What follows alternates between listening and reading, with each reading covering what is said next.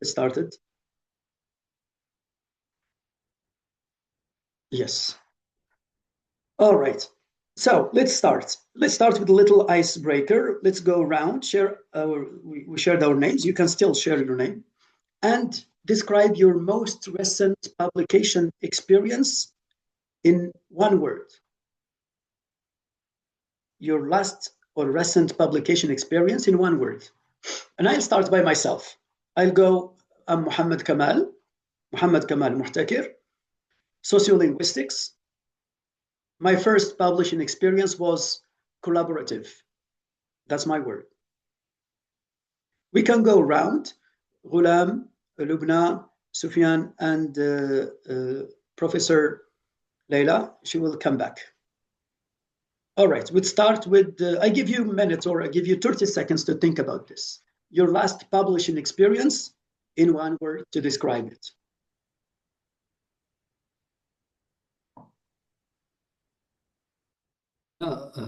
Maybe I could start.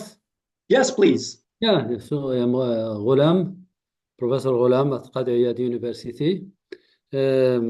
My latest experience for publication, it was in a highly indexed journal, but it took more time. There is two revision, and it was relatively complicated. Yeah, but so the word is complicated. Yeah. Complicated. Yes, please. Sufyan, thank you, Mr. Ghulam.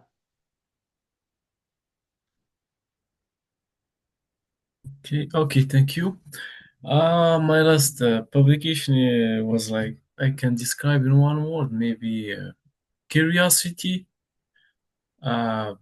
Because like I find something a piece in a research. So first, my professor, my supervisor, told me, "Are you sure you're gonna go this way?" I told him, "Yeah, that would be an interesting." So, but I convinced him that solving this question may solve an old, partially an old conjecture in mathematics. So he told me, "Yeah, go on." So it was a good. One adjective, Sufyan. One adjective. What is it? One word to describe it. Curiosity. Curiosity. Yeah. Okay. I detected determination there. You convinced your supervisor. Yeah. Thank you. I give the floor to, we have Lubna, Amin, and Leila. The question is to describe your last publishing experience in one word. That's our first question. I choose collaborative. Ghulam choose complicated. Sufyan choose determination, right? And curiosity. It's up to you, Lubna, Amin, Leila, and Amin. Hello, teacher. Hello. Yes, hello, go ahead. Mr. Kamal. I am happy to be with you. Thank you so much. I think I am Lubna Naji, midwife educator from Ispit. I think my last publication on one adjective was happy and surprising, because I at least it was the condition to my defense thesis. It was I was happy to have this second publication. That's it. Thank you. Excellent, Lubna. Thank you so much for being here. We have Professor Amin, who is from the Faculty of Medicine, and Professor Leila Ocean. One of you, go ahead, please. In one word, I would say perseverance. Perseverance. I love that. Yes. Yes. Thank you so much, Leila. Please let me remind you that you can use English, French, or Arabic. We are freely here in terms of language. Go ahead, Dr. Amin. السلام عليكم سيدي كمال. عليكم السلام ورحمة الله. My name is Mudhima Mohammed Amin. I'm a professor at School of Medicine. I met Sidi Kamal few years ago, and we stay friends, good friends still there. Thank you. Thank you so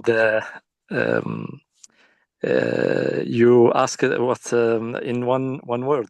Yes, please. Maybe we are working still now about stem cells in the management of gonarthrosis, arthritis of knees. And maybe we are looking for its reliability. Is it really working as it's told in literature, or it's maybe just a way to how can I say it? There is many laboratory all around the world who was winning a lot of money about this kind of therapy, and we are looking if it really works or not. That's Thank what we are working about. Thank you. So your word is reliability, and if it's worthy it or not. Yeah. Leila said happy and surprising. Leila said perseverance. Lubna said happy and supervising. Si Ghulam, complicated. Sufyan, determination and curiosity. Wow, that's very interesting. These are very nice descriptions you put to your experience, to your first publishing experience. Right. My second, now let's explore these experiences together more deeply. We have pre-publishing. Now we are at the level of pre-publishing, your rituals, what you do before we publish, right? So we have, let's start at the beginning of the publishing journey. The moment when you have data or ideas and you're deciding whether to publish and where to publish. Yeah. This is the pre-publishing phase. How do you decide when your data is ready for a journal? What makes you choose this journal and not the other, right? And I give you like a minute or again, 30 seconds to a minute to think about the answer. When you are ready, you are going to publish, you got your data, you got your idea, you got everything. How do you decide, or what makes you choose this? What makes you choose this journal or the other? And when you have to talk, you're gonna speak for 1 minute, most, like maximum time to speak. Anyone can start, no problem. Yeah. Yes, Okay. please, Seola. Yeah, maybe I could start. Yeah, generally when we have some result when we analyze all this result and we go to interpretation, I think the choosing the journal, it will be depending on the type of result, and we try to find a journal that we have ability to be accepted, and generally we target the compatibility or the of our result with the scope of the journal. Yeah, because it's determining, it's determined. However, sometimes when we target some journal in which there are many results that are in the same domain or in treating the same aspect, sometimes there is a reject. We can see that there is some result with low importance, but they were published in high indexed journals. But sometimes we have more interesting results, but it could not go. And also the origin of the laboratory could affect also the positively or negatively the change of the publication. Thank you so much, Roland, for your pertinent ideas. They really fall in line with our topic. That's interesting. Now, to help others go a little into this point, I got some probes, some little questions to help you. What signals tell you that it's time, for example, And has anyone ever submitted too early or too late, like Olam said? And what happened? And do you have a checklist? This is what I have to tackle. 1, 2, 3, like professionally speaking and academically speaking. Or is it more just a gut feeling, something that is affluent, that just comes by chance or by love or by attraction or by being hooked from online or something like this? These questions might help dig deeper in our first question. Sufyan is unmuting himself. No. Yeah, I can start if you want. Yeah. Yeah, go ahead, please. Actually, the choice of the journal depends first on the quality of your idea. If your idea is really persistent and have high value, you might target high index journals, right? So if it's like average potential, you can choose not bad journal, average, okay? But I should point out that what Professor Ghulam said is actually true. Sometimes your idea can be really not that bad, but it can be accepted for high journal. And conversely, a high potential idea cannot be published in a high journal. So I believe that really there's no logic in the choice of journals. Second point that I should mention is that before submitting your paper to a journal, always read a short text about the journal, what kind of thematic that accept, and also the kind of research that accept. This could help you to be more sure whether this journal had potential to accept you or not. And also, you said about the signal when to send your paper for publication. You know what? If you have an idea, you just write it formally, abstract and introduction, discussion, etc. You verify quietly the errors, then you can send it. Don't wait any signal or nothing. Mhm. As the famous example say, uh, publish or perish. You have idea, make it, send it. That's all. Thank you so much. Thank you so much, Sufyan. That's why I'm waking you up in South Korea. I know you have bright ideas there. Thank you so much. Yeah, thank you. We have Amin is unmuting himself. Go ahead, Amin. Maybe about publication is all that stuff that's said by colleagues. There is maybe also fees. There is many journals, interesting journals, but it's cost, as you said, an arm and a leg to publish there. Maybe we have to take this in mind also. True. Thank you so much for bringing us to reality. Publication takes money for sure, and after time and energy, it calls for money. Thank you so much, dear professor.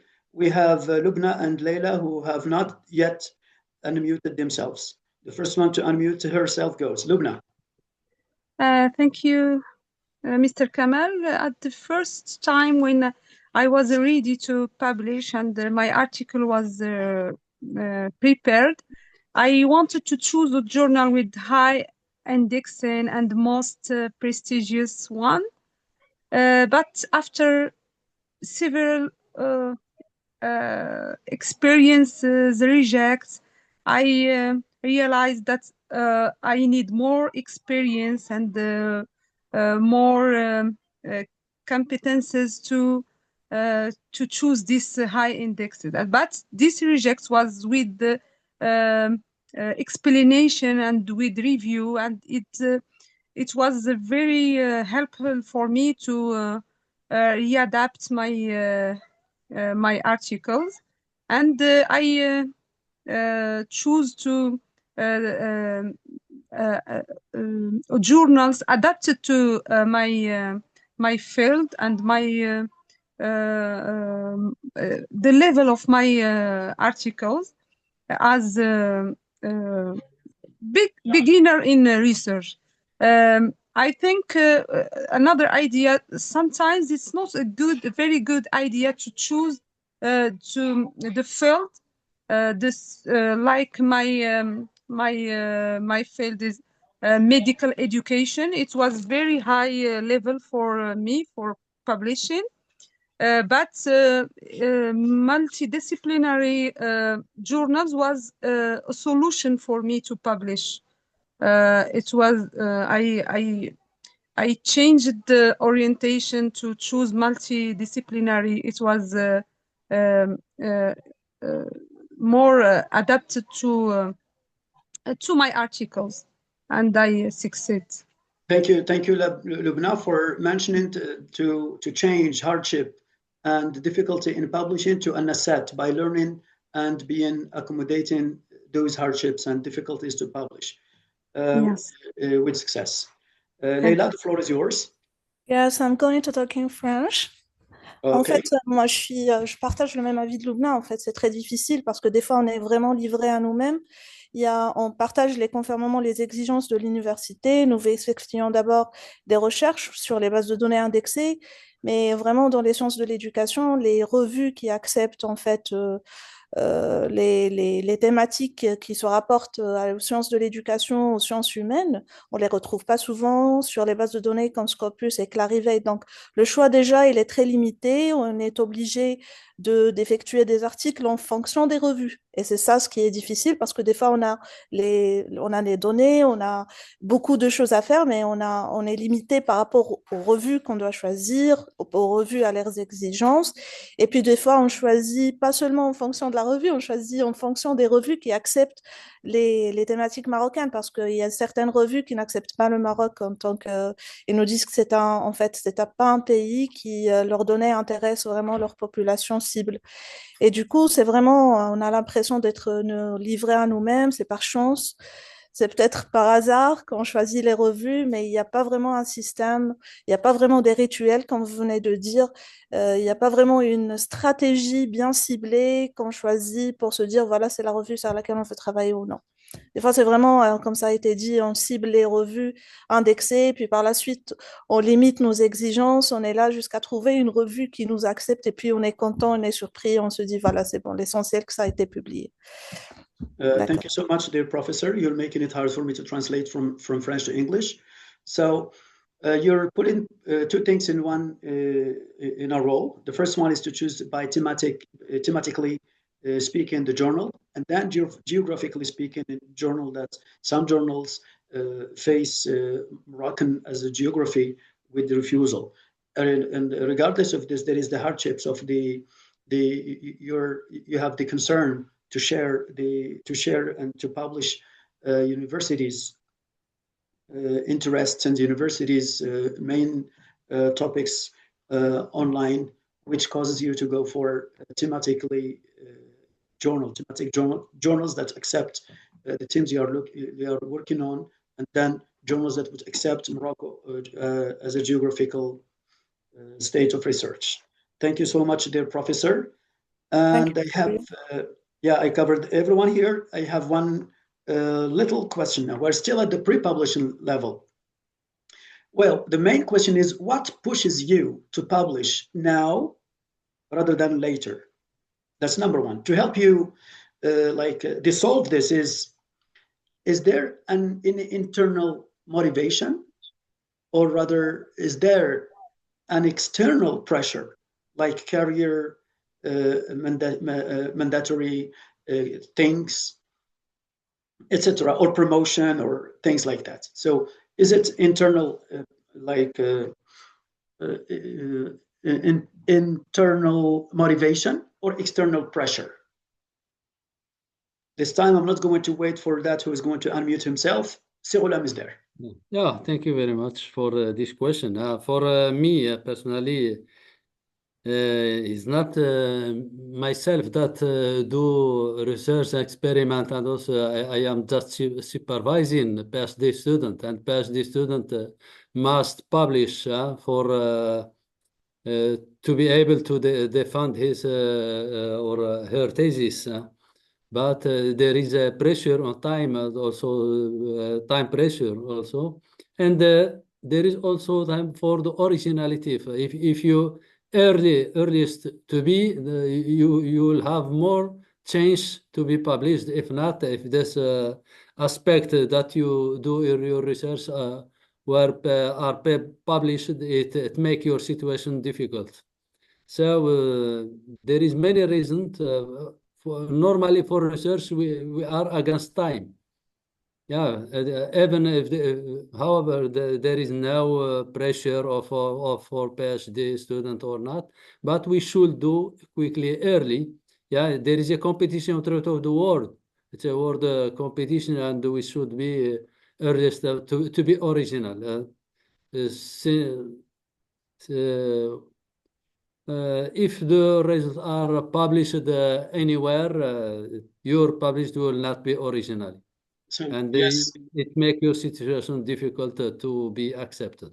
yes, to put it in other words, so what Ghulam is saying is that as a supervisor himself, there is still pressure of time, and especially when it comes to originality in scientific research. As long as you are the first to come up with an idea, to come up with a certain discovery, the sooner, the better to be published. Yes, thank you so much, Sir Ghulam. Sufyan has unmuted himself. Go ahead, Sufyan, please. Please, All right. I'm sorry, Mr. Sufyan. Yes, Please, Lubna. Mr. Khalid, can you repeat the question, please? Yes. So the question is, what pushes you to publish it now rather than later? And is it an internal motivation, or it's an external pressure? Like Ghulam said, there is pressure of time, pressure of, or as long as it's originality, or are there any other kinds of pressures from like institutional pressure for promotion, for career success, and a lot of things? Is that okay, Lubna? Okay. Thank you, teacher. Thank you. My pleasure. Go ahead, Sufyan. All right. Thank you, Mohammed. I think that pressure for publishing it comes from the reason behind it. For example, if you are a PhD student, so you are pressured by publication to fulfill your objective and finish your thesis. If you are a postdoc, you are obliged to fulfill some contract that you do. For example, like for example, me, my contract's objective is to make a publication in the field, this to satisfy the contract. So the pressure actually depends on what you are doing, on your situation, actually. But in general, a researcher has the habit to publish. This does not make him in a pressure. So I mean, like publishing is a habit of a researcher, you know. Thank you. But sometimes the pressure comes from your current situation, why it is obliged to publish. You know, I believe. Thank you. Thank you so much, Sufyan. You started by saying that publishing is both, motivation for publishing is both internal and external. Internal as a reason why you're publishing, and external is depending on your situation, on your current situation. And I really appreciate that publishing is the habit of a researcher. I really love it. It's very deep. Thank you so much. We have Lubna, Amin, and Leila. Do you want to unmute himself first or herself? Has the floor to speak. Okay. Yes, Amin. Sidi Kamal, I will switch to French because it's very hard to me to express myself in this topic. You know because, my French stuff to passer composer, Amin. Yes. Yes, please go ahead. Sincèrement, alors, le fait de publier dans ma situation à moi, que je suis enseignant en sciences de la santé, je suis chirurgien, et je suis, c'est-à-dire la publication n'est pas imposé par l'administration. C'est-à-dire, je suis plus payé pour être chirurgien, pour régler les problèmes de la population, pour opérer, pour prendre des cas difficiles et tout ça, mais pas pour, forcément, on ne m'impose pas un certain nombre de publications. Donc, le fait de publier, ça me permet plus d'être visible, on va dire, à l'échelle nationale et éventuellement à l'échelle internationale. Donc, cette visibilité me permet c'est-à-dire d'avoir une certaine notoriété, mais rien n'est imposé. Donc, il reste aussi une partie de l'ego, c'est-à-dire publier, c'est satisfaisant quelque part, c'est-à-dire le fait de si on arrive maintenant à la logique même ou à la raison d'être des publications, il faudrait qu'elles répondent à un certain nombre de questions. Et surtout des questions qui sont à l'échelle, on va dire, qui se posent à notre niveau, à notre échelle, et comment les résoudre et comment proposer la meilleure solution, on va dire chirurgicale. Hein, je reviens toujours vers comment répondre à la question.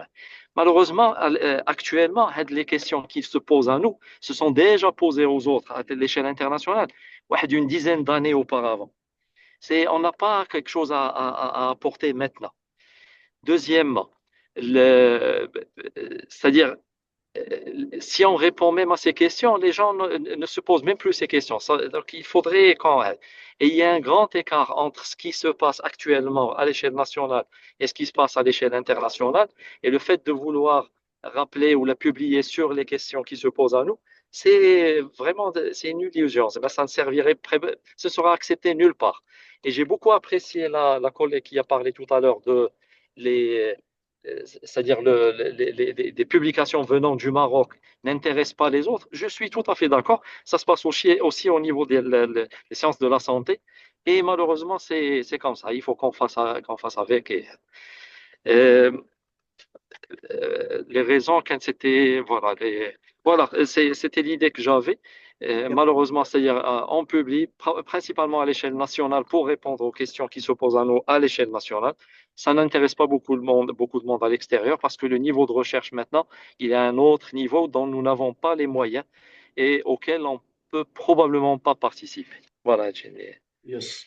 So thank you so much today, Amin. So Amin is seconds Leila's ideas about the geographic issue and obstacle for publishers to publish. Issue is Moroccan issues are kept nationally, and there is a huge gap between Morocco and the other countries. Talking, if you're targeting like Q1 journals, it's quite hard for you because the problems are already discussed, and the ideas here in Morocco that Morocco is trying to look at, to examine, to publish about, have already been covered by other researchers around the globe. It's a little hard here. It's a hard situations, and that Moroccan researchers are getting along with this. They are accommodating this on the national level to publish nationally rather than just joining the international wagon.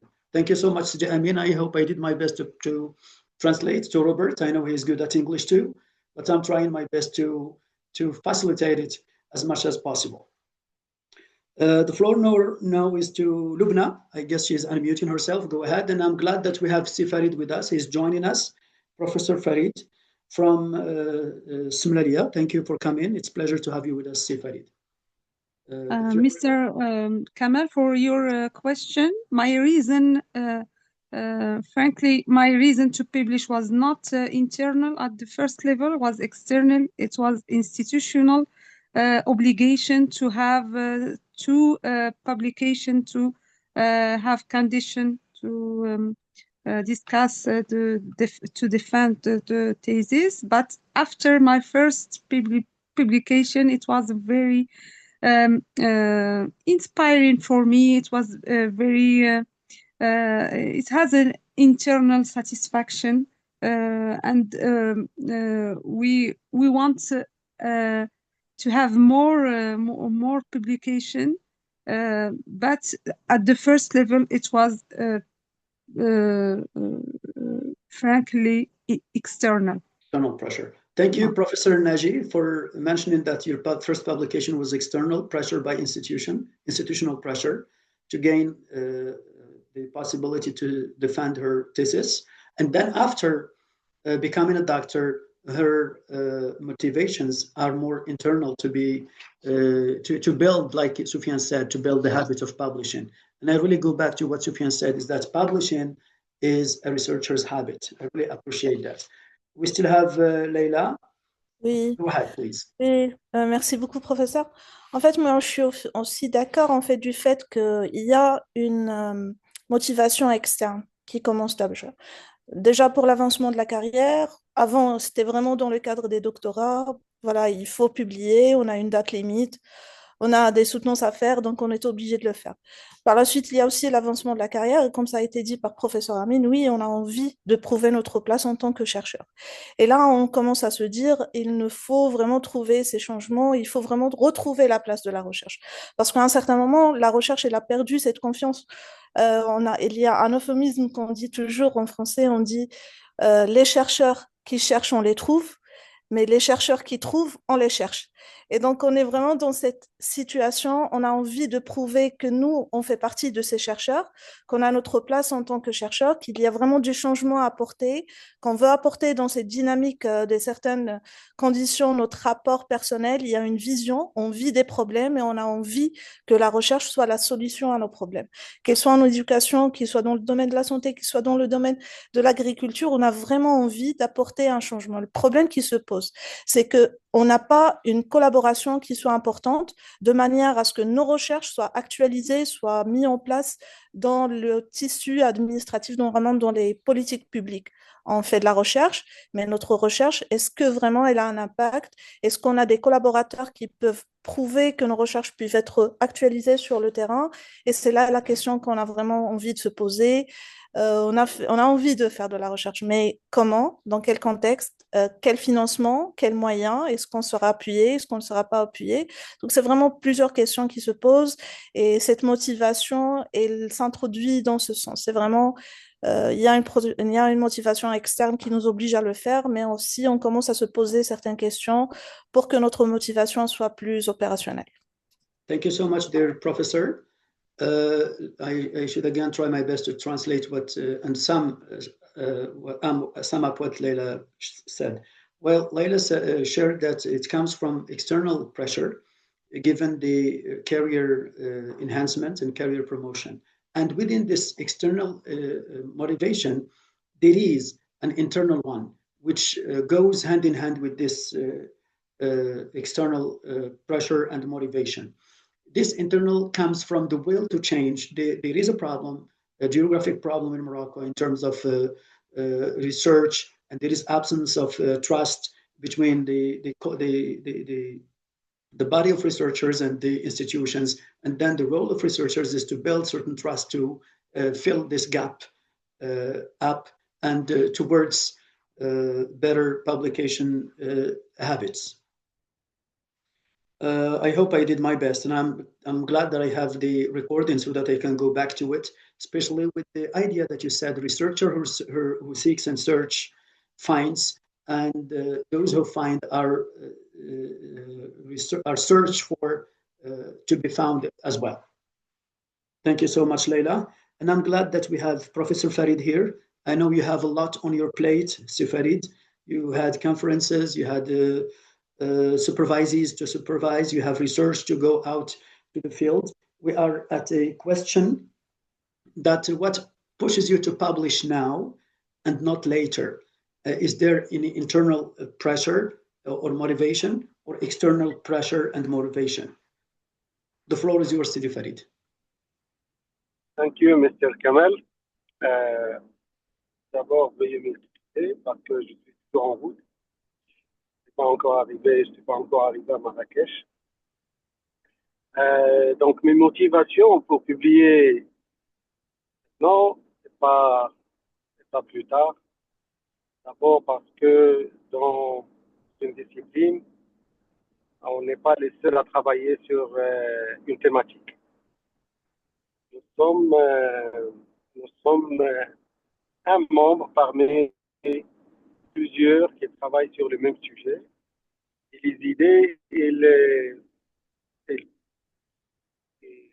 voilà. Et si tu l'exploites pas maintenant, il y a d'autres qui vont l'exploiter avant toi et vaut mieux sortir tes idées, les valoriser par des écrits, des publications, des communications, etc. Ça, c'est une chose.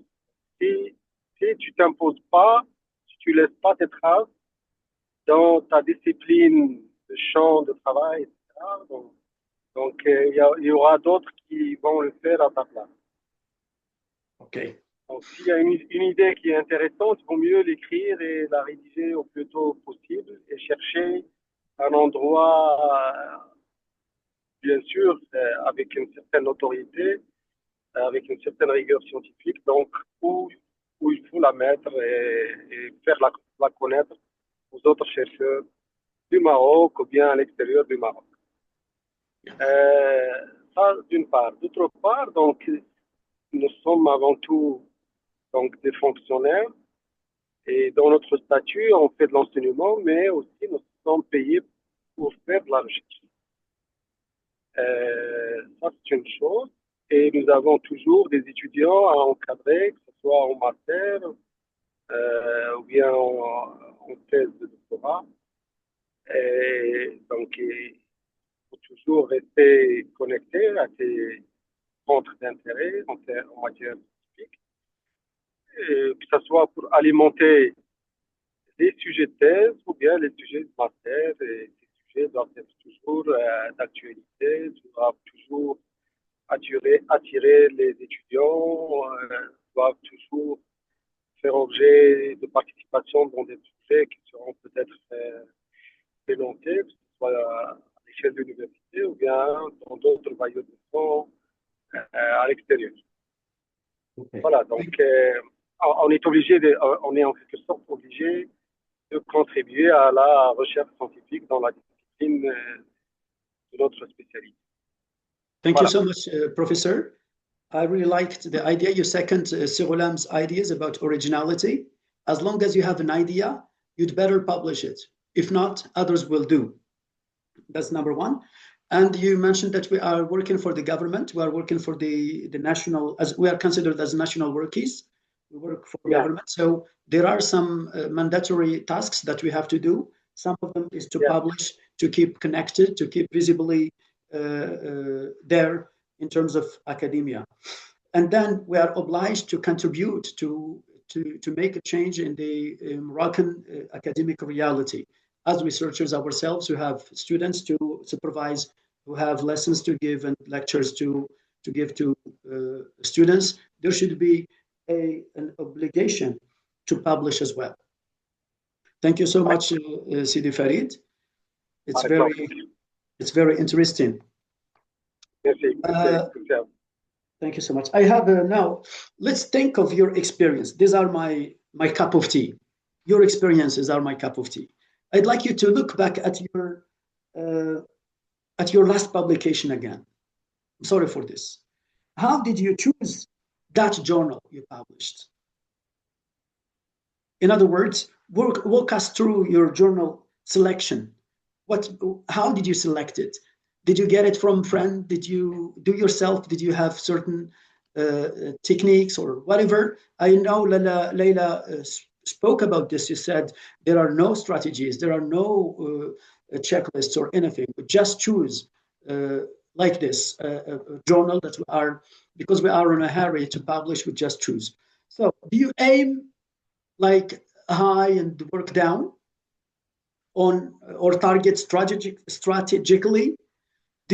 What role does impact factor play in your selection? How important is open access to you as a researcher who is willing to publish? Do you consider language of publication as well? These are some questions to help you come up with your ideas.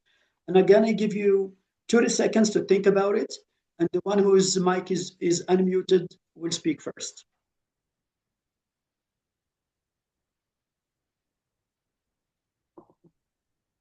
Thank you. Donc, yes, Farid. Je peux répondre à cette question.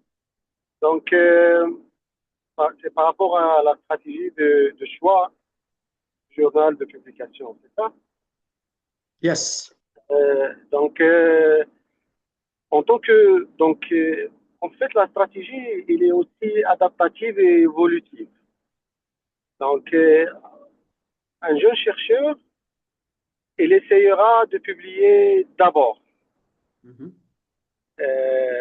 Puis, au fur et à mesure qu'il avance dans sa carrière de chercheur, donc il affinera ses choix de journaux de publication et des standards qu'il souhaite atteindre dans les journaux donc pas cités. Donc voilà, donc un texte, un paper, donc un article qui est écrit, c'est un effort. Donc au fur et à mesure qu'on avance, qu'on acquiert l'expérience, de l'expertise, qu'on est aussi connu sur le champ de recherche. Donc on affine en quelque sorte, on rehausse notre niveau de sélection des journaux.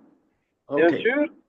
Bien sûr, on va viser toujours donc d'avance les journaux qui sont open access et aussi qui sont free of charge.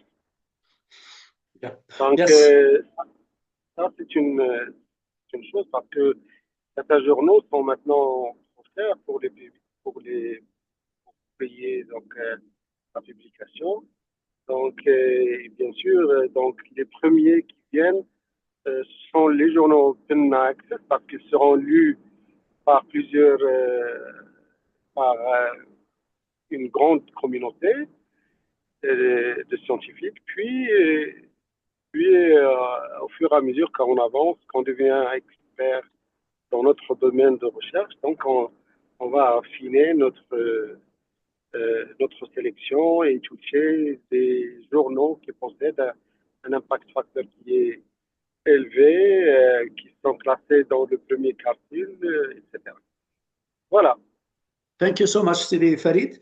I'd like to put it in English. So I love how you measure and how you portrayed publications. You said junior researchers, beginners publish first. All they think about is to publish. And then with time, they start choosing the right journal, the prestigious one, the one that is considered like high, and then go to maybe think about open access.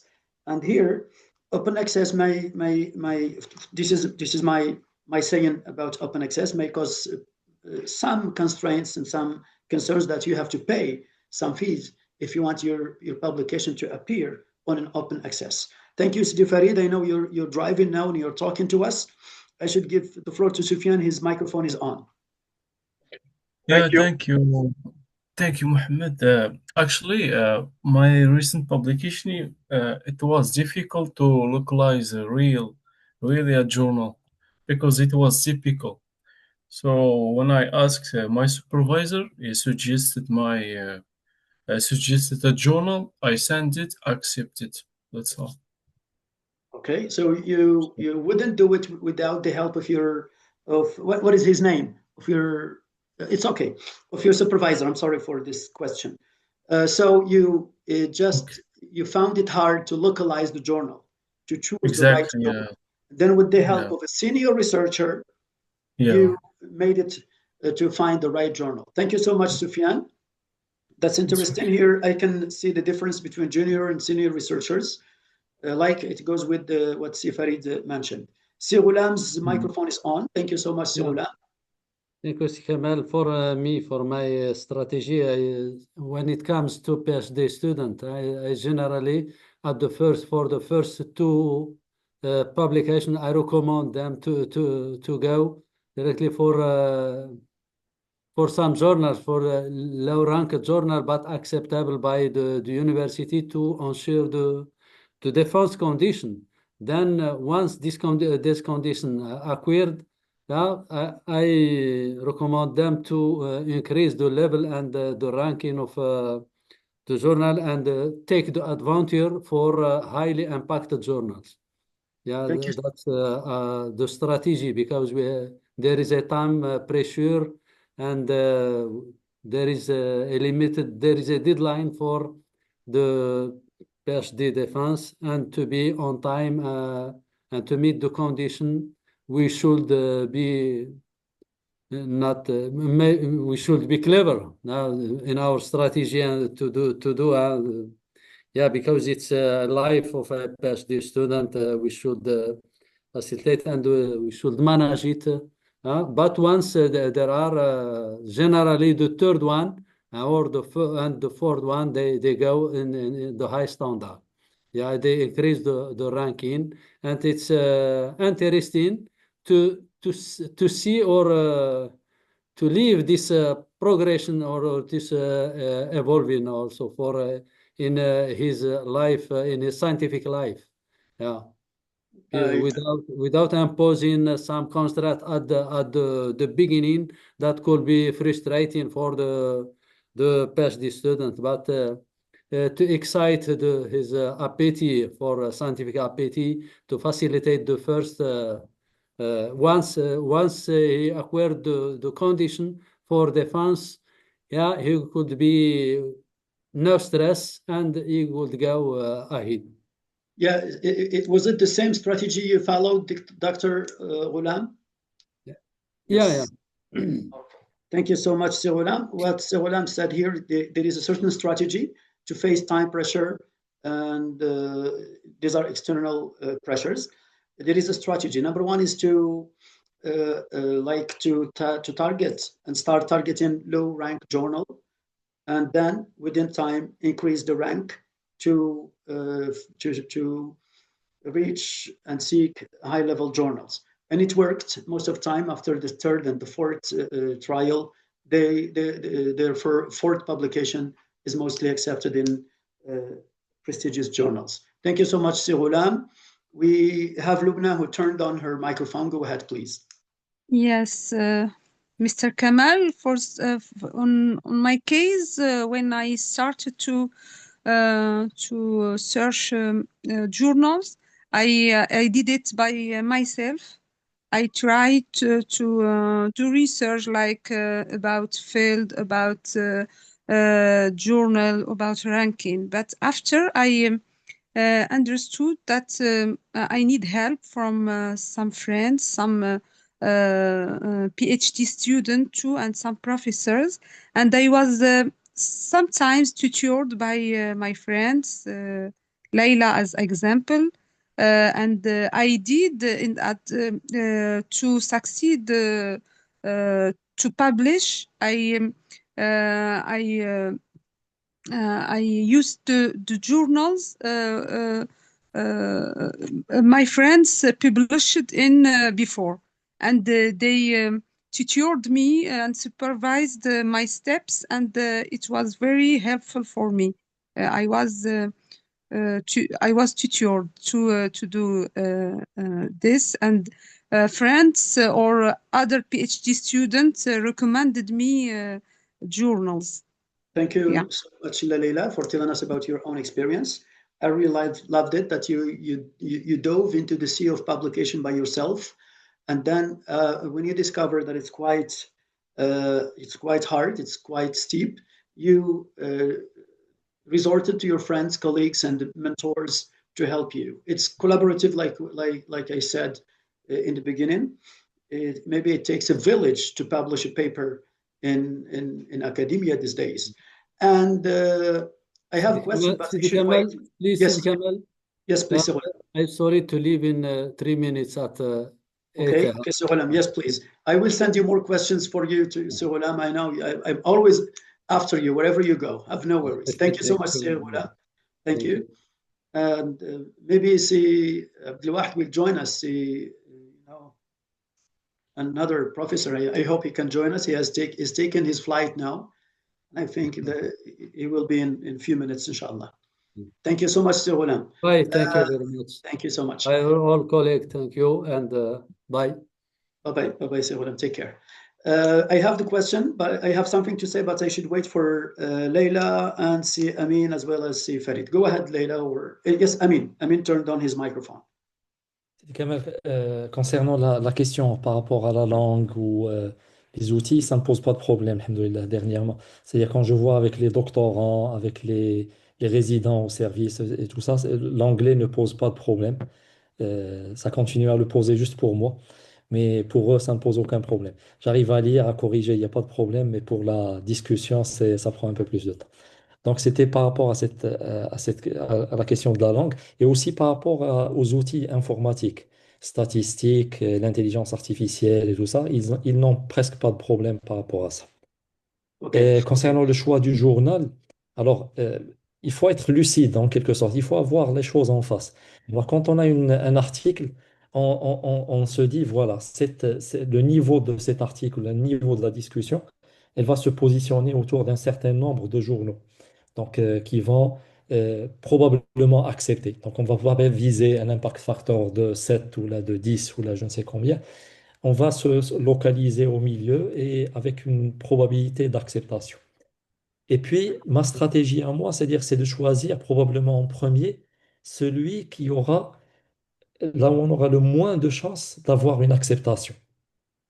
Je commence probablement avec ça. C'est ce que je faisais quand j'étais jeune résident et qu'on publiait beaucoup, c'est-à-dire des articles de petites séries et tout ça. On avait beaucoup de chances d'acceptation à ce moment-là.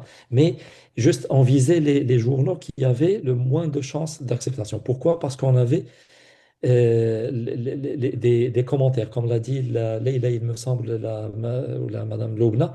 Euh, c'est là où on a les rectifications, les commentaires et tout ça, et on s'en sert pour améliorer notre écrit. Il faudrait aussi que ce soit le plus rapide, la réponse. Donc à ce moment-là, dès qu'on a ces réponses, on commence à viser ceux qui nous intéressent réellement. Il y a le dernier point que j'ai cité tout à l'heure, c'est par rapport au prix. Les fees, quand on va commencer à payer, l'université ne nous paye rien du tout. C'est-à-dire, c'est les auteurs qui vont cotiser, vont participer pour publier. Donc, il y a récemment, il y a des journaux qui commencent à perdre la tête carrément. C'est-à-dire, quand on voit qu'il y a les frais qui montent à 10 000 dollars ou 10 000 euros pour la publication, alors ça commence à être du n'importe quoi. Mais heureusement, là, la semaine dernière, j'étais dans un congrès d'arthroscopie juste en France, et le problème, il a été soulevé. Et j'ai été agréablement surpris de voir qu'il y a des gens qui ont fait des journaux. Il y en a un qui est très intéressant et qui relève ce problème-là de frais et qui est c'est-à-dire qui est gratuit. La publication est gratuite. Les auteurs gardent leurs droits d'auteur par rapport à leurs travaux et c'est quelque chose qui n'est pas permis par les autres. Donc tout ça, ça rentre dans le contexte, mais principalement s'il y a un point que je devrais retenir, c'est-à-dire le choix vient un petit peu du niveau de ce qu'on vise ou là, du niveau de notre travail. Il ne faut pas viser très haut, il ne faut pas banaliser et bâcler le travail et viser un journal qui n'a pas une valeur scientifique suffisante, on va dire. Thank you so much, Sidi Amin. I should start with the end of what you said. You said that when targeting, we should have a certain balance. We shouldn't target quite high, prestigious journals and quite low journals. We should balance this in our research. And the second point you mentioned before the last was that you are glad to go on the Congress in France, and you were surprised by an idea was raised in the Congress, is that there is certain accessibility in academia, that there are international journals who crossed out fees for your work to be published. This supports and advocates your publication, and authors keep their authority, their rights for their publication, which is something new to you and to people in academia. Then you told us about your experience as a resident. You said that you used to target high-level journals. Why? Because this is where there are correction times, there are reviewing, they tell you what to do, what to avoid, and what to keep. You called it learning by doing. So you learned publishing the right way by targeting those high-level journals by facing it. And you started by the linguistic barrier. Once you're done with English, doors are open and you can publish with no problem. Not only English, but also digital and sophisticated platform softwares and all these. If you mentioned your PhD students, as long as they master the English, that it's not a problem to them, things are easy for them. And I hope I covered what you shared thankfully. Thank you so much, Sidi Amin. We have still Leila and Sifarid. None of them turned their microphone off. I'll count to 1, 2. Leila, go ahead. Merci, professeur. Voilà, en fait, je reviens sur la même idée. En fait, j'espère juste que la loi 0100 puisse en fait être vraiment opérationnalisée et nous offrir la possibilité pour les universités de créer des structures de valorisation de recherche. Parce que, comme ça a été dit, en fait, les frais, le choix de la revue, normalement, ça doit se faire en équipe. Jusqu'à présent, on travaille en individuel. Les axes et les thématiques, ils sont reliés à un chercheur particulier. Au niveau de chaque laboratoire, il y a des personnes qui travaillent sur certaines thématiques, mais il n'y a pas de continuité, en fait. Et donc, ce qu'on espère, c'est vraiment trouver une équipe de soutien pour les chercheurs. Les structures, parce que ça va nous, en fait, d'opérationnaliser déjà les logiciels qui sont en cours. Il y a toujours de la nouveauté, il y a un corpus assez important de résultats à faire, mais en même temps, il y a une charge horaire d'enseignement qui est très conséquente. Du coup, on est entre les deux. On est entre être enseignant, faire les 10 heures ou les 12 heures par semaine qui nous sont obligés, les corrections et tout ça. Et puis par la suite, il n'y a pas, au niveau des lois, il n'y a pas vraiment un temps alloué à la recherche de manière officielle qui nous permet de continuer dans ça. Et donc, on est obligé de faire notre propre formation en matière de logiciels, notre propre formation en matière des outils, des statistiques, pour analyser tout le corpus. Et des fois, c'est vraiment important, c'est des corpus importants, parce qu'il s'agit des fois dans notre recherche, quand il s'agit de l'éducation, c'est des feuilles c'est un corpus qui est très grand. Et du coup, on espère que, voilà, qu'il y ait des équipes, qu'il y ait cette coopération, qu'il y ait cette continuité, que ça ne soit pas fait de manière individuelle, qu'on soit vraiment dans un laboratoire avec tout ce qu'il peut apporter pour les chercheurs. Thank you so much, dear professor. I really appreciate it. You're going back to policy texts. You mentioned the law 0100, which says that there are like the fees for choice of journals that should be given to you by administration, and then research should be in group, and you found yourself working alone. Here it's like a publication in de jure and de facto, in theory and in practice. In theory, they said that you should be in group, but you are alone. And in theory, the text is there clear to support your publications, but there is no clear text to tell you and to clearly state that and give time for research and publications. Instead, there is an overwhelming charge of courses that you have to give to students in terms of professorship. You supervise, you educate, you find yourself more in classroom rather than just publishing and doing research. There is certainly continuity on the level of researchers' individuality. People are taking it for granted to be visible as researchers and publishers apart from any policy text or any institutional support. We still have Sidi Farid to answer these questions. If you are ready, please tell us. If not, go ahead, Sidi Farid. Thank you so much, Leila. And Sidi Farid, the floor is yours. Oui. Donc, parlons des handicaps, c'est ça, M. Kamel? Des handicaps à la publication? Yes, just talk to us. We can put it whatever we want. Say Farid.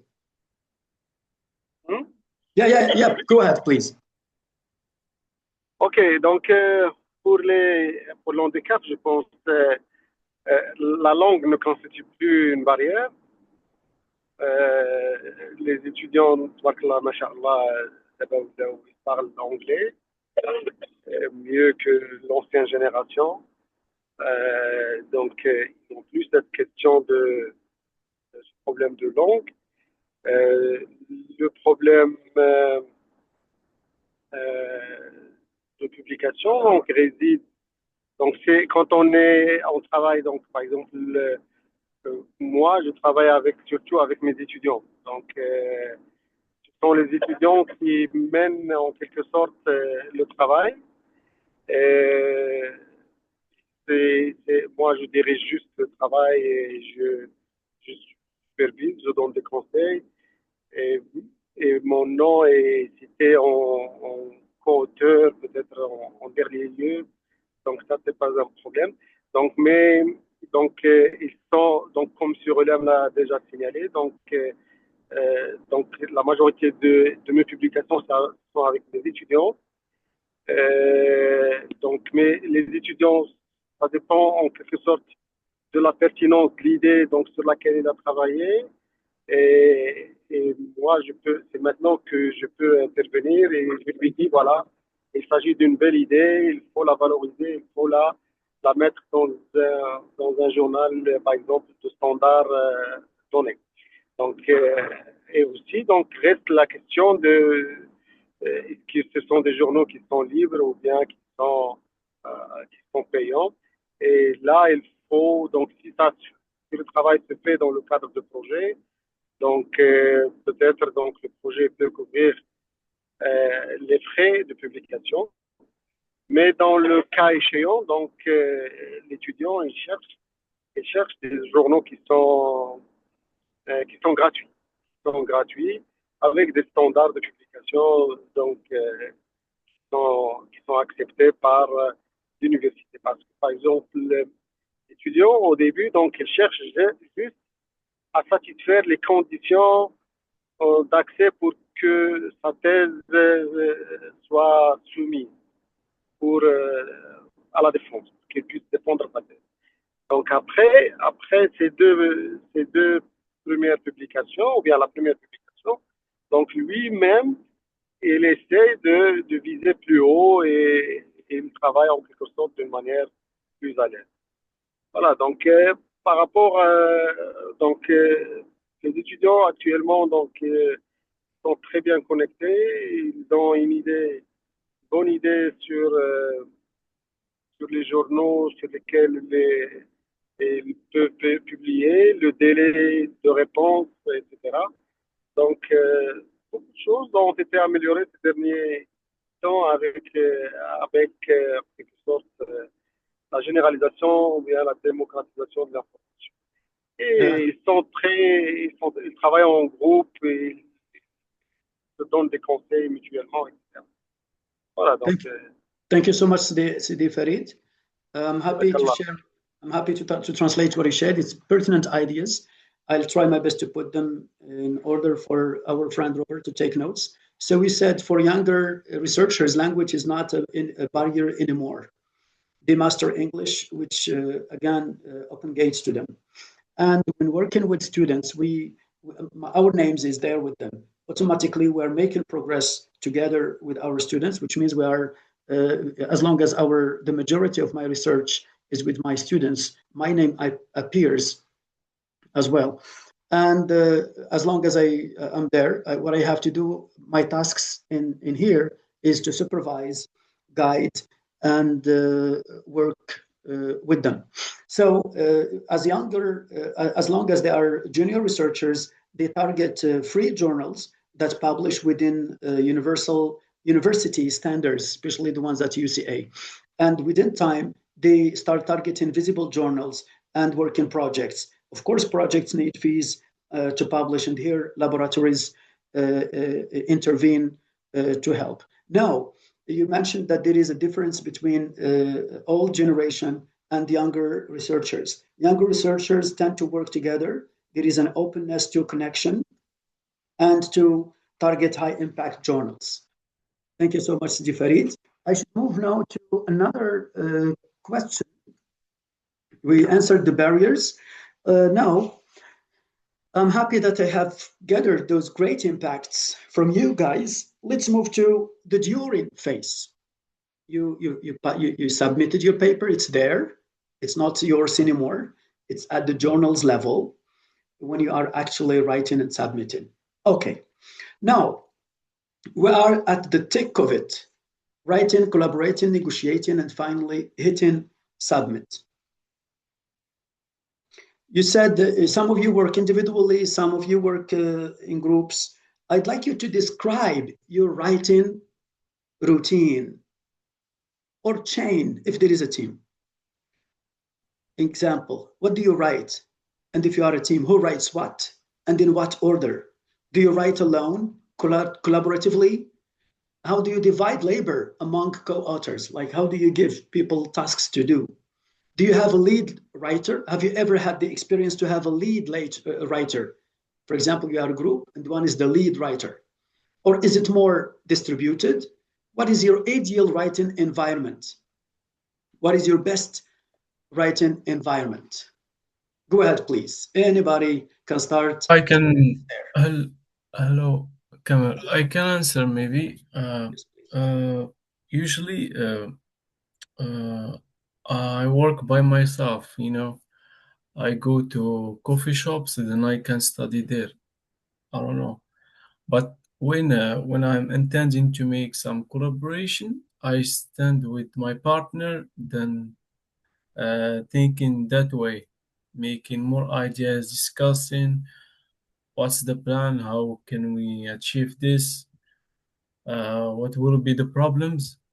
So gathering with them, that's the idea. But most of the time, I work by myself, like my computer, my coffee, and I keep studying most of the time in coffee shops. Even I avoid libraries and everything, but I can be inspired most of the time from coffee shops. Yeah. Thank you so much, Sufyan. This reminds me of an anecdote that took place together when we were at the International Congress there for the International World Bank. We were talking together about whatever together, remember? And then I saw Sufyan with grabbing a little paper and starting writing down notes. And of curiosity, I asked him, what are you writing? He said, well, I got an idea. It's related to my research and I have to write it down before I forgot it. That's affinity. I really love that. And since then, I learned something that I should be ready to write anytime, wherever I am, anytime I am, just keep writing. Thank you so much, dear Sufyan. Thank you. You mentioned Mohammed, yes. I'm really sorry. I cannot keep up. I know it's like 5 a.m. now there. Is it 5 a.m.? Yeah. Yes. Yeah. How much can you give us? Like 10 more minutes, Sufyan? I mean, I'm really. I'm really so tired, but I can give more 5 minutes maybe. Okay. Trust me. No problem. Yes, please. Thank you so of course, much. again, I can send you more questions later to answer them. Yeah, sure. With pleasure. Pleasure. Yes. Thank you. You mentioned that you write by yourself, but in terms of collaboration, when you meet together, you just talk of what to do, things you are going to add or things to work on. Thank you so much, Sufyan, who is turning on his microphone or her microphone. Okay. No one. Maybe we can move to other question because people. Lubna, go ahead, please. Yeah, in my work, I am beginner, but I used to work individually. I am more comfortable to work individually, but I try to in the future to have some collaborations, especially with my friends. I think I have a minimum of teamworking, spirit of teamworking to do collaborations. But in my level, I work individually. Yes, thank you, Lubna. You nailed it. First individually, and then within time, teamwork pays, and teamwork is helpful. Thank you so much, Lubna. The floor is Leila, Farid, or Amin. D'accord. Voilà, en fait, moi, j'ai la chance un petit peu de garder la même équipe de recherche parce que je suis toujours avec mes encadrants sur le travail des recherches, les directeurs de thèse quand j'avais dans mon doctorat. Donc, on a trouvé un moyen, c'est vraiment de travailler ensemble, mais sur Google Drive, c'est-à-dire chacun d'entre nous, il apporte sa contribution. Mais ça dépend aussi des logiciels qu'on va utiliser, de qui va analyser les données, qui va peut-être faire la partie discussion en général. Mais c'est vraiment des petits travaux individuels qu'on fait en fonction de ça. Et puis par la suite, on partage ensemble, on discute, on fait une réunion sur comment ça se déroule le travail, qu'est-ce qu'on peut apporter de plus. Thank you so much. On a l'habitude de travailler ensemble. C'est pourquoi, voilà, c'est plus facile pour nous. On comprend chacun comment il travaille, chacun son point fort et depuis, on instaure. Thank you so much, Leila. So Merci. you said that you're lucky to keep the same equipe, the same team to work with since your studies, since your PhD studies. You kept the same team, and then you found it easy to distribute the tasks, the tiny tasks that you should do. The main tasks are distributed, and then you find yourself doing tiny tasks, small tasks individually. This gave you a habit to work with people together, especially using digital tools like Google Drive and modern softwares to analyze data, etc. Thank you so much, Leila. The floor is Farid's and Amin's. C'est Kamel. Alors, Yes, please. concernant c'est-à-dire ce que je fais actuellement comme rédaction, comme publication et tout ça, Yeah. il y a deux types. Alors, soit le travail en équipe. Alors là, je supervise en quelque sorte, je rectifie, je corrige. On fait des réunions au début, au milieu et à la fin pour juste superviser. Parce qu'il y a c'est-à-dire la revue des patients, le fait de les convoquer, les examiner, les prendre des notes et tout ça, c'est pour les résidents du service. C'est eux qui le font et après on discute les statistiques et tout ça. Il y a une autre partie du travail qui me concerne, c'est tout ce qui est travail, on va dire, de synthèse ou bien de préparation au congrès, c'est-à-dire on va dire d'expertise en quelque sorte. Ça, je préfère travailler tout seul, c'est-à-dire je travaille seul, je revois un petit peu tout ce qui a été fait, tout ce qui a été dit, tout ce que j'ai appris à faire, ce que je fais de mieux. Voilà, c'est pas. Et quand c'est pourquoi pas, c'est-à-dire quand c'est possible, c'est soit au bureau, à la maison, devant la télé. Là, c'est quand est-ce que à chaque fois qu'il y a un petit moment, on ajoute un petit quelque chose. Il y a des fois où on commence un travail, on l'oublie quelques semaines ou quelques mois même, et on revient pour le finir après. Il y a des idées qui viennent, d'autres qui partent, et ainsi de suite. Donc, il n'y a pas de règle par rapport à ça. Voilà. Thank you so much, Sidi Amin. I'm trying to, okay. So you said that in terms of typing and writing and publishing, you work on two levels. The first level is in group, wherein you supervise, you lead meetings, you call for you call for statistics and you take notes, etc. So you are as a supervisor. When you are in group, you supervise and you lead. And individually, when you have time, you synthesize things, you prepare for congresses, you check what you learned. So you work on what we call self-evaluation. And I'm glad that you talked about momentum at home, in office, or in TV. Whatever there is a momentum to add ideas, to add things and original things to your research. Thank you, Sidi Amin. I move to Farid. The micro is on. Si Mohammed. Yes. Sufyan, sorry. Yes. If you have any question, I can ask one last question before I leave. Yes. I'm rude. You're tired? Yeah. Yes, you can go. Yeah. I'll send you the questions after you take a little nap. Thank you so much. It was Thank you always so a pleasure much. to have you with us, Sufyan. It's really kind of Bye you. to everyone. Thank you. Thank you, so Sufyan. much. Thank you, Sufyan. And I hope your stay in South Korea is nice and safe. Take care. Bye-bye. Bye-bye. Sidi Farid, yes, please.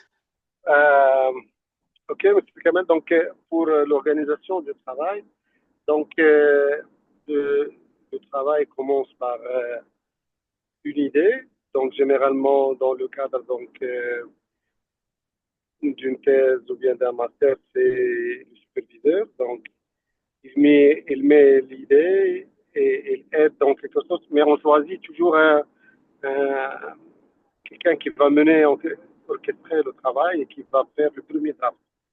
Donc, c'est lui qui va réaliser en quelque sorte 50 à 60% du travail. Donc, il y a l'idée qui a été mise ou bien développée conjointement avec son encadrant ou bien son supérieur. Puis, il commence à rédiger un draft. Donc, plusieurs scénarios sont possibles. Des fois, les données ne lui appartiennent pas en totalité, ou bien ils sont juste en partie, ou bien en totalité. Donc, lui, il va mener juste l'analyse. Donc, il faut impliquer ceux qui ont collecté les données et qui ont ramené les données, puis ceux qui ont participé à une partie de l'analyse, par exemple, que ce soit statistique, bien quelque chose qui est en statistique, ou bien d'un logiciel spécial, par exemple, en cartographie, ou bien des choses comme ça. Donc, seront invités d'office à participer en tant que. Donc, voilà. Puis donc, les rangs de citation des co-auteurs, donc, en fonction de l'effort fourni par chacun. Et, donc, comme je l'ai dit, donc, si le travail se fait dans le cadre d'une thèse ou bien d'un master, donc c'est l'étudiant qui rédige en quelque sorte le premier draft et à son superviseur de corriger, d'ajuster le travail, de donner une autre direction s'il faut, etc. Donc, puis, si l'étudiant a besoin d'une aide, quelqu'un d'autre à l'extérieur, ou bien de données qui seront ramenées d'un autre établissement, ou bien d'une autre équipe, donc on va l'impliquer donc, dans le travail. Il y a d'autres genres de travaux, donc par exemple, surtout des travaux de synthèse, etc. Donc, ils seront rédigés par une personne, donc par exemple, généralement, par exemple, moi, donc quand je vais faire une synthèse, plusieurs travaux, donc je vais essayer de la publier, donc tout le travail revient à une personne, c'est-à-dire à moi. Voilà, donc je pense. Yes, thank you, Sidi Farid.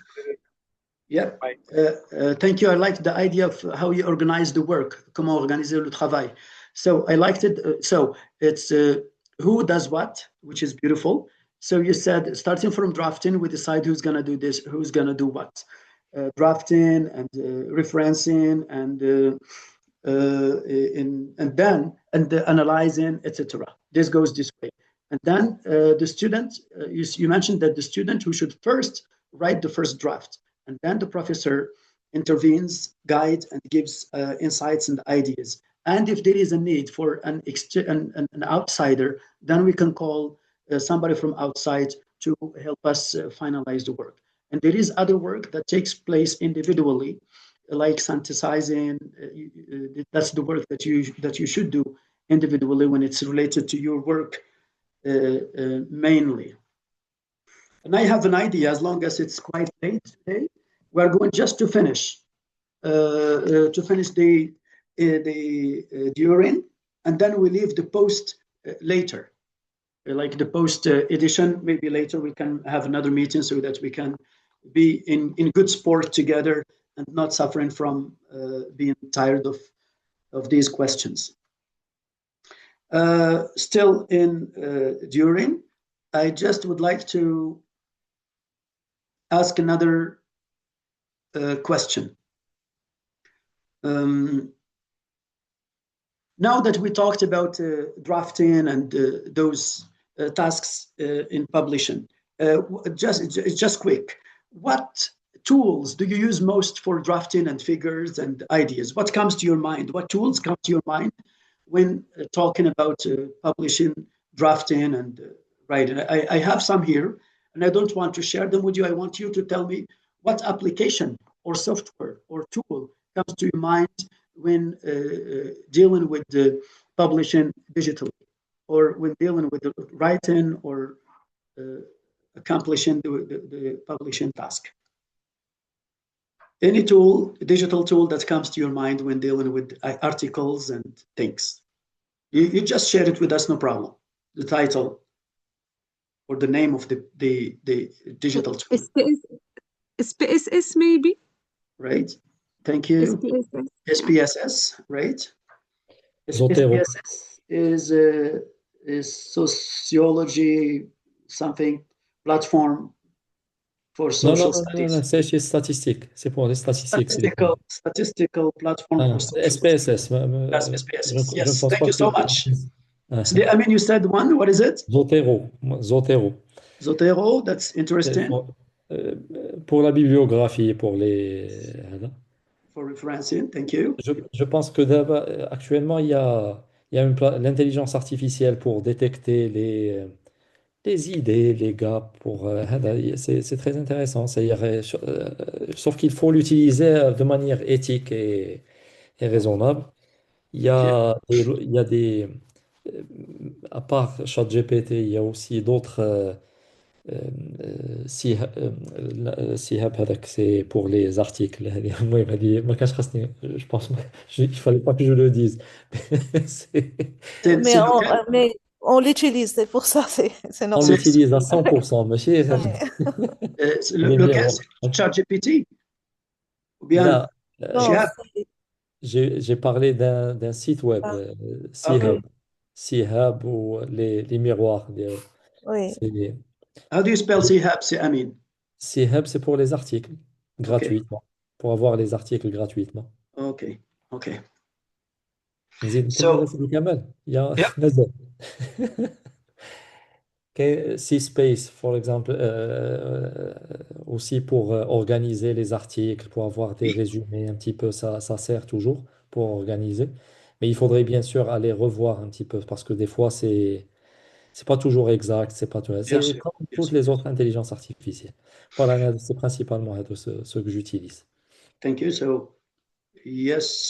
So we have SPSS, Zotero, and then AI. I'm glad that Amin said that we should use it ethically and accurately, that we should go back to it and check the information we get there. We have ChatGPT and SciSpace and Chab for articles. These are enough, I guess. We can mention them. Il y a aussi InVivo pour la recherche qualitative. Thank you. Puis, en fait, Jamovi, c'est comme Jamovis. SPSS. Oui, c'est comme SPSS, mais c'est plus. Et là, un accès gratuit et plus facile d'utilisation. Okay. It reminds me of MaxQDA as well. R logiciel. What is that? Logiciel R. R. Is it ART? Just R. R. Oh. Letter R. The letter R, logiciel. It's a software, R software. I'm happy now. You're making me rich to go and check all those AI tools and platforms. Okay. So these platforms, are they paid? Do you have to pay for them or they are free? Which one do you use, paying or free? Just tell me, paid or free? Free. Free. Good. Yeah. I mean, j'hésite en fait parce que certaines plateformes sont payantes, mais on retrouve les cracks pour les utiliser gratuitement. Du coup, j'hésite pour le dire. Yes, so they're free, but you crack them most of the time. Oui, this is accurate, Robert. Is it parce que accurate? parce que certains logiciels nous offrent une version d'essai de 15 jours et du coup, c'est très difficile en fait pour les utiliser en 15 jours. En d'autres termes, on ne peut pas les payer directement, il faut une institution pour le faire. Et donc, on se retrouve entre ce dilemme et on le fait, d'accord. Donc, c'est pourquoi j'hésite en fait. Mais généralement, c'est gratuit. So most of the time, those platforms are free, but they give you like free trial for some time for students to use, and then they ask for fees. And once they start asking for fees, students are clever enough to go and crack their system and use them for free. I'm afraid there are some that are not, if I can say that, crackable, like SciSpace. They are AI. They know if they are being hacked or cracked in a certain way. I mean, free or payant? Payant pour une ou deux applications, pas plus. Très bien, très bien. Very good. So you pay for them. Farid, Dr. Farid, are you there? Oui. Donc, Ouais, tous les outils donc, donc on les étudie. Bien sûr, l'université ne paye pas de licence. Si, si, donc, si on peut trouver des versions craquées, donc sinon on utilise des logiciels libres. Et pour tous les logiciels, donc même payants, il y a des similaires en open access. Good, good. Voilà. So, Faut juste sorry. chercher ou bien donc on peut trouver toujours les open access qui font la même tâche ou bien la même analyse. Okay, so there are like pad platforms, and if Et you ça, just c'est un point très important. Donc, l'université devrait désormais ou bien naturellement le faire, c'est-à-dire d'acquérir des licences de logiciels qui sont utilisés, que ce soit pour l'analyse statistique ou bien pour la modélisation, la cartographie, le traitement d'images, etc. Mais par exemple, pour la synthèse graphique ou bien l'organisation des références, etc., je pense que les logiciels, bien la majorité des logiciels sont libres yeah. d'usage. Yes. Voilà. Yeah. I'm happy that you shared that. Yes, there are some pad platforms that if you keep searching, you can find them for free or crack them or do your best to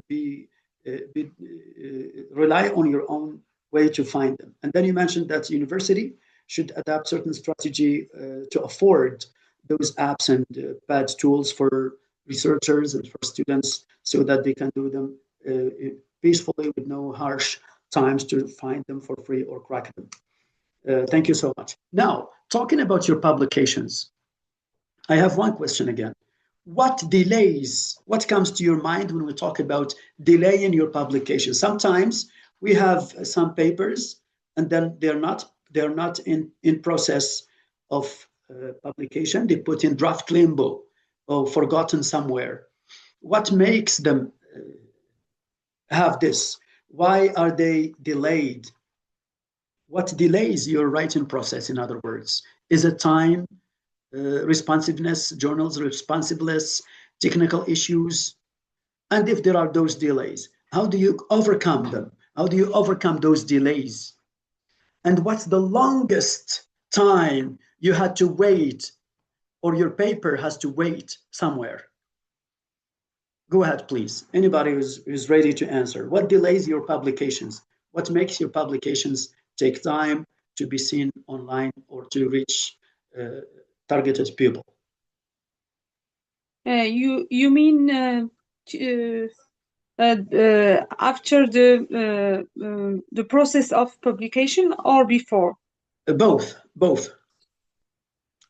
I think at the first time, I think the daily occupation, everyday occupations, work, families, and I think I personally I have I must have a deadline to do to finish my work. If I don't have deadline, my work takes more time to be finished. And after starting the process of publication, I think it's up to reviewing and up to journals, not to the researcher. Yes, so here you're talking about 2 times while processing or before processing your research, like before sending it, it's your engagements, your everyday commitments, everyday occupation, work and family, etc. And then you found the strategy to face this, which is to put a self deadline for you to finalize work before it's late. You try to put deadline for you to respect it and to meet it. And then the other thing you said is that sometimes you submit your paper and the journal takes long to respond. Thank you so much, Lubna. The floor is Leila, Si Farid, and Si Amin.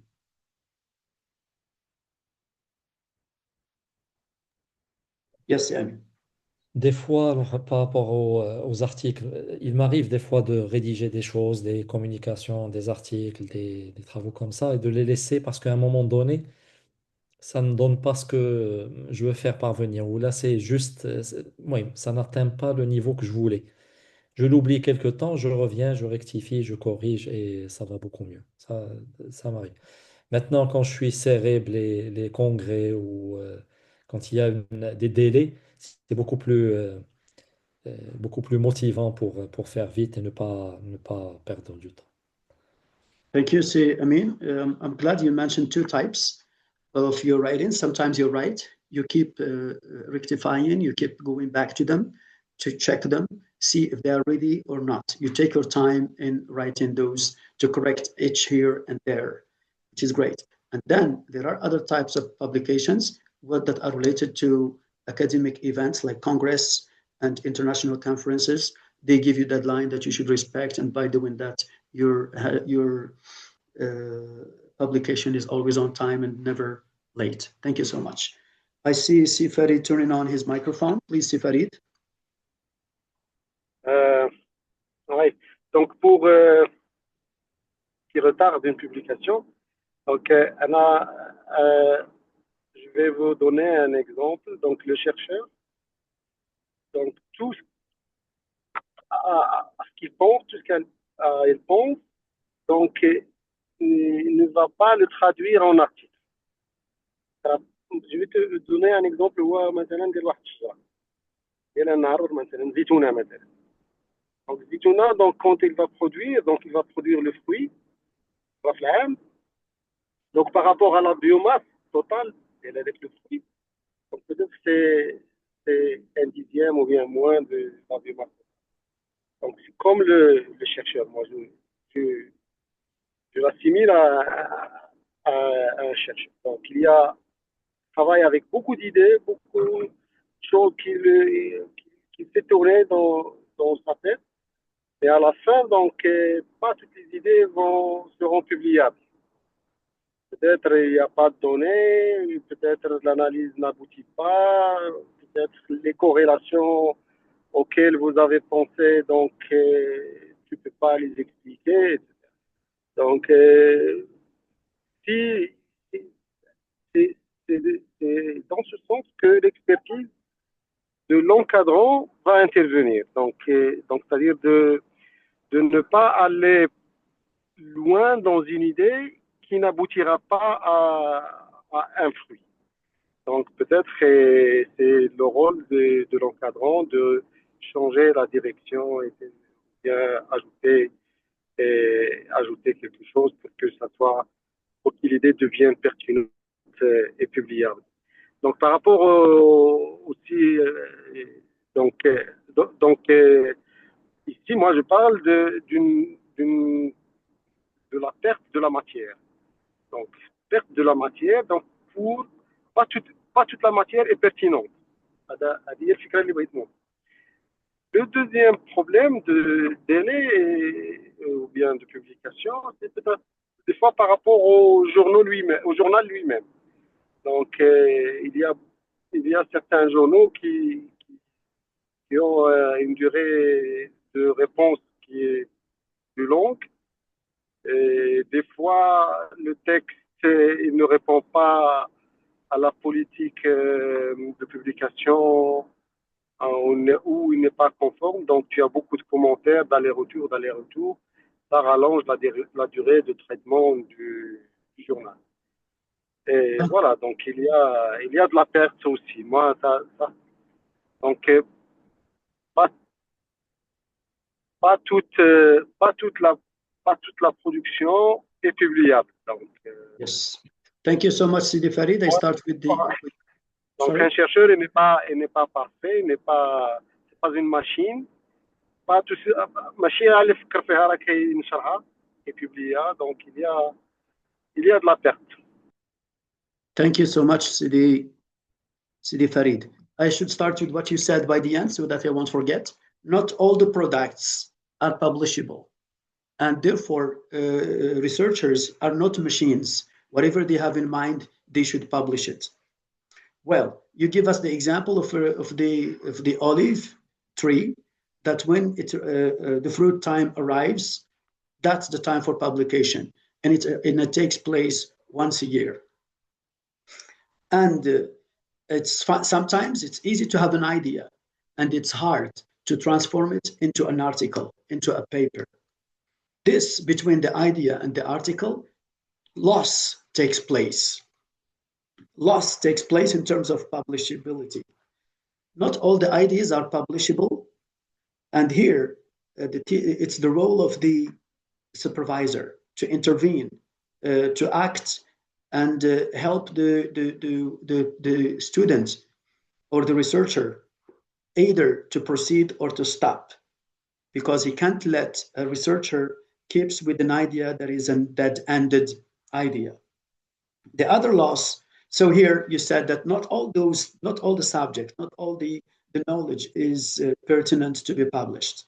And then there is another loss, which is by the journals. There are two types of delays. The first one, journal takes time to respond. Sometimes they never.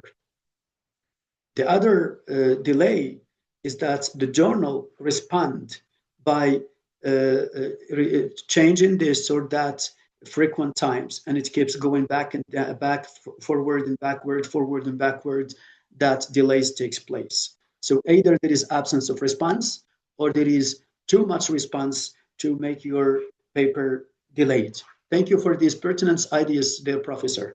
Now I think I still have Leila. I didn't have her say in this. Oui, Please en go fait, ahead. voilà, en fait, ce qui retarde pour nous vraiment la publication, c'est certainement la collecte des données, puisque généralement, on travaille sur des évaluations de comportement, des évaluations de changement, et des fois, il faut des années pour que, voilà, qu'on ait une idée vraiment est-ce qu'il y a eu un changement ou non. Et quand c'est lent, plus on a perdu de vue, plus on n'arrive plus à terminer nos protocoles de recherche. Et comme on travaille avec l'humain, donc il y a une dimension éthique qui est très importante. Du coup, tout le protocole doit être refait pour que finalement on puisse avancer. Et voilà, donc dans ce cas, on a des perdus et voilà, donc on doit tout refaire.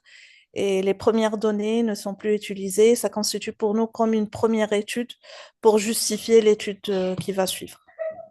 Thank you. Thank you, Professor Leila. You shared that some data takes years and years to be collected. And this causes certain confusion to you as researchers, because when it's quite long, vision is lost. And then protocol should be done and redone again and again. And then anytime the protocol is redone, it's considered like it's the first time to collect that data. Thank you so much, Leila. So you blame, or you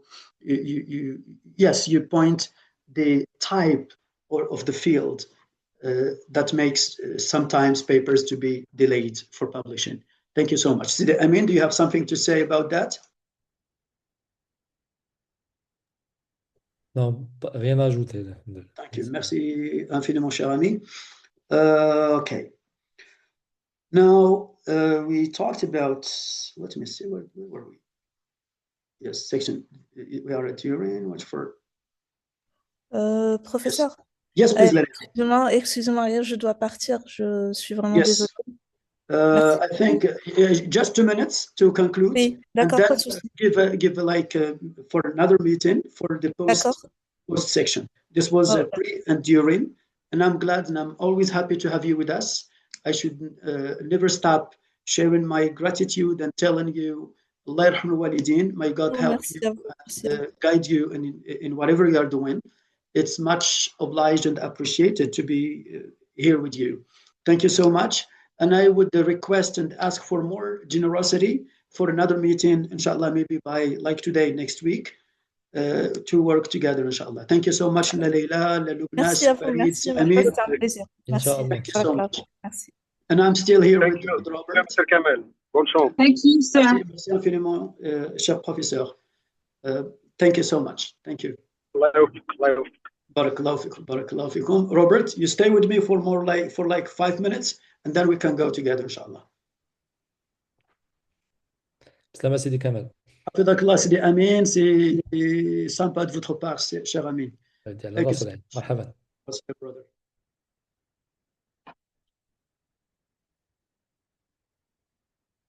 Robert!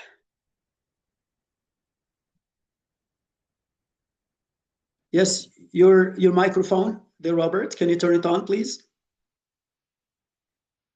There we go. Okay, that was a workout. Thank you, brother. Thank you. Thank you, brother.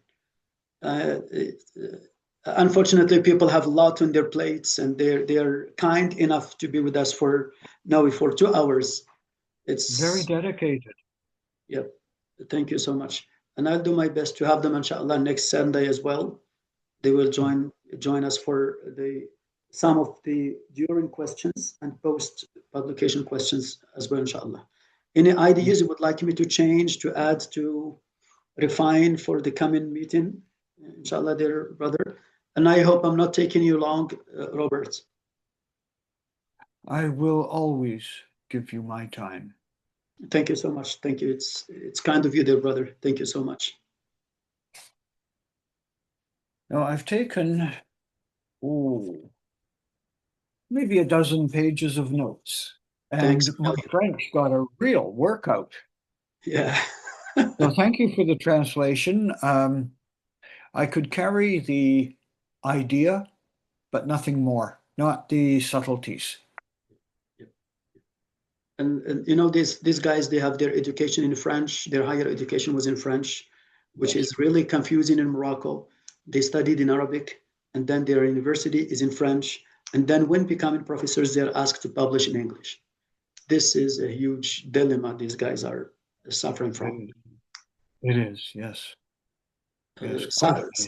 Some of them made it to use English through taking like private lessons, joining centers. Some others couldn't, like Sifarid and Leila. Leila is a beginner in my class. She's in beginner 6 now, trying her best to speak English. The others made it to English, which is quite not understandable by Moroccan policy texts and Moroccan government, what they are doing with these people. But it's all right. Planning in language, planning in inequality.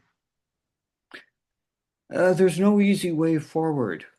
Yes, yes. And it's almost a binary. Either you accept all the languages, Arabic, French, English, possibly even Hispanic, or choose one. Yes. And the one you choose, of course, would be English, because there's more access to more journals. So it's a very difficult situation. It is. And you know, people see this happening ages before. There are plenty of books in Arabic, like very old books, calling for a unifying language. They didn't really say it's English or Arabic or French, but they say there should be some time where one language is governing everything. And maybe the times they're talking about are here. That's English. But what does that do to culture? Yes. And I still seek a way by which cultures can work together without necessarily having to use a common language. And I'm not sure that the world of academia is that place. The world of art seems to me to be more comfortable. Yes. They said, I would borrow this, like they said, music is the language everybody speaks around the globe. Automatically, language is the language everybody enjoys around the globe, right? If I play music, Moroccan music, you would love it. And if you do play music, Canadian music, I would love it. So this is a common channel for our spirituality and our humanity existence. Yes. Right. So I'll be looking forward to have your notes, and you can add anything whatever you want to add to them. I'm glad to have them to enrich my research, and I'll work more to have them next Sunday, inshallah, with you, of course, and with my weird and provoking questions to have what they suffered from during their publications. I'm in the throes of editing a volume for Stephanie for from the Mauritian conference, and I'm about a quarter of the way through, and it's due at the end of the month. So crunch time is on. I will get these notes to you before Sunday. Inshallah. I'm not sure how much before Sunday. I will Inshallah, try. take your time, dear brother. Take your time, dear brother, and I really appreciate your being with us, your support, your help, your beautiful insights and nice ideas. Thank you so much, dear Robert. And please reveal my warm greetings to your friend. And I always look forward to see you in Morocco, inshallah. I am looking forward to that so much, my friend. Thank you so much. Thank you so much, dear brother.